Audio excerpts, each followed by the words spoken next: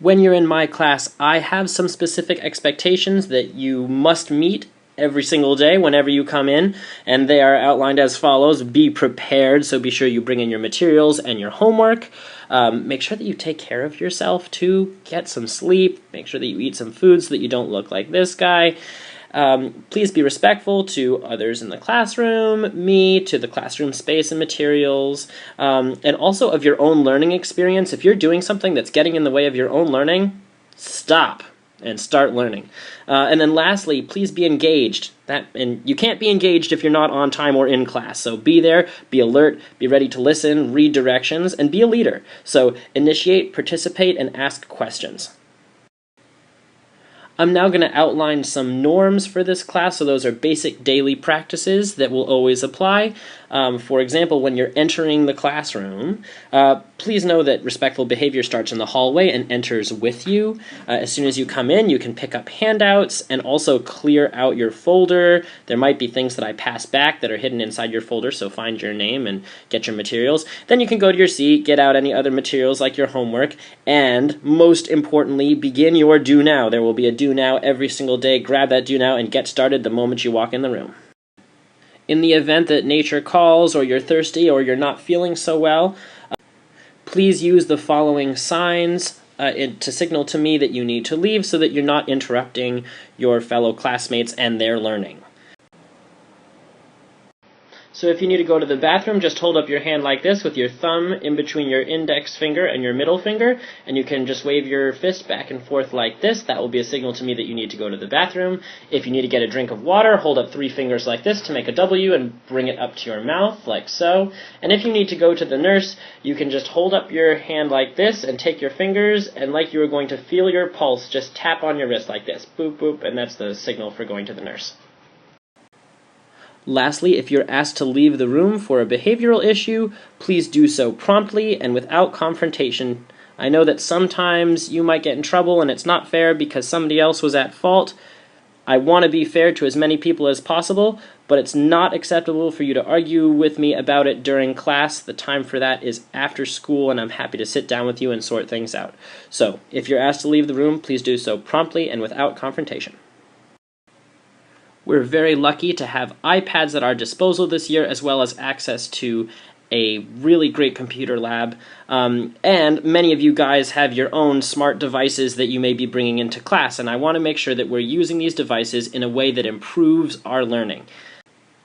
To help guide us in appropriate use, I'm going to have an arrow pointing to signs in the room at any given time during class to indicate, say for example, we're doing some activities where technology isn't very useful. The arrow will be pointing to no technology, at which point you shouldn't have your iPads out, you shouldn't have your phones out, or any other of those gadgets.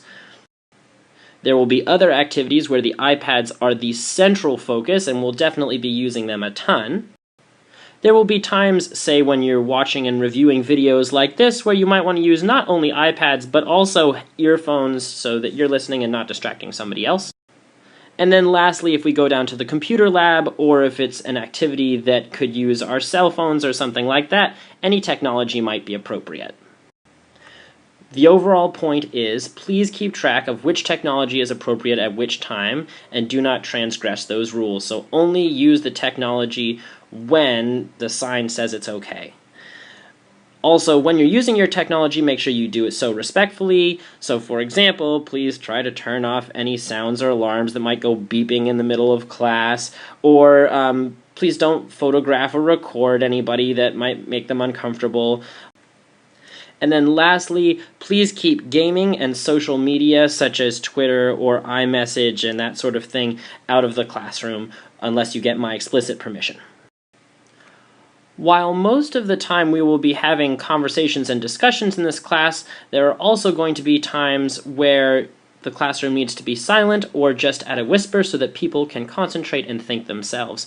Solitude, which is a great virtue that religious figures in many, many religions, the Buddha, Jesus, Muhammad, you go through them all of them sought solitude. That's time alone and in quiet for deep thought. And if you want to have profound academic thoughts, then you need to protect your own solitude and the solitude of your classmates. To help guide us, I will usually have this little image of the speaker up on the wall, and I'll turn the knob to say, oh yeah, this is a time where conversation is totally fine, or no, sorry, this is silent time. And so just make sure that you're moderating your voice at either silent, whisper, or conversation accordingly. The only situation where we would be at maximum volume would be if we were invaded by an axe murderer who has epilepsy that's triggered by loud noises. We'll be working a lot in groups, so I wanted to take a quick moment to distinguish between two important words. One is collaboration, something we want to do a lot of, and the other is plagiarism, which we want to do none of. Collaboration is the respectful cooperation between classmates that involves real individual effort from all parties involved, so everyone in a group really working together hard and helping each other out. Versus cheating or plagiarism, which is where one person takes somebody else's work without giving clear credit. When you plagiarize, most importantly, you lose the opportunity to learn, because what did you learn when you were copying answers from somebody? And then, of course, you earn a 0 on the assignment. I might fail you for the term. I'll notify your parents and Miss Terrio, and likely you'll have to sit down before an honor committee of staff and other students all staring at you and asking you why you decided to cheat. In other words, don't cheat. If you have questions, though, about what constitutes collaborating versus plagiarizing, please come and ask me, and I'm happy to help you sort out that difference. A big part of avoiding plagiarism is simply remembering to cite your sources. So that is, make sure you give credit to other sources when you use them to help you in your learning. So I'll do that right now for this video from my roommate. There are several sources of information that you should be checking regularly in order to stay up to date in this class. The first is Schoology, an app which you will become very familiar with and has a little icon that looks like this, and you'll receive homework and updates and notifications about class on Schoology. Also, you'll be using PowerSchool, and parents, this is one of the most useful tools for you because once you get your password, you can sign in and you can view your students' grades in every single class down to the assignment. So if their grade isn't looking so hot, you can click and you can say, oh, look, they didn't do this homework, and this homework, and then between the three of us, parent, student, and myself, we can get somebody back on track. So PowerSchool is one of the most powerful tools out there. Make sure that you get signed into PowerSchool and that you check those grades as regularly as possible. And students do it too, so they're like, hey, Mr. Bine, I saw in PowerSchool that I'm missing the homework on blah blah blah blah blah. Can I please get an extra copy? And I'm like, yeah, you rock. Thanks for checking your grades and learning better. Here's your assignment, dude. Then when you're in class and you have no clue what's going on, you can get a clue by looking up at the board at the agenda, which will be written and posted every day, the essential questions, which we'll be striving to answer as we move from unit to unit, and you can also get written directions on the assignments themselves for understanding the what and why of any class that we're in. And just personally, keep these materials organized. So that means make sure that you have a binder with some dividers and you can put your papers in there, and perhaps a folder for small pieces of paper, because sometimes the do-nows will be on these little dinky little quarter sheets so that we don't waste paper. And then also keep track of your files on the iPad. If you get sick, when you return, there are some things that you must do to make sure that you do not fall overly behind.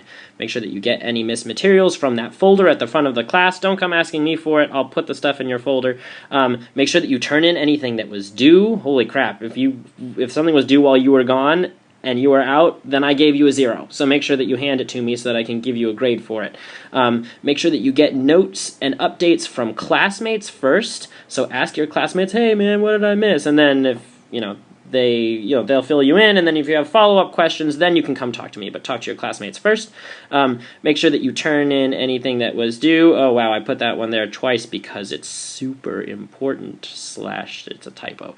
And then also plan to make up time after school, so come in after school to do any makeup work that you have. If you know you're going to be absent ahead of time, then you can make arrangements with me.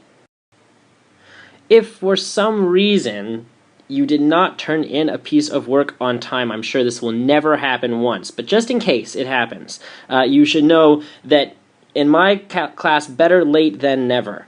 So that means for homeworks, you could get half credit if you pass it in late. Now, remember, half credit still means failing, but it's failing less than if you had 0 points. Then with labs and projects, if it's late by a day, you get minus 10% each day. So, you still bring it in the next day. It's possible if you got like a 100% quality project that you get a 90.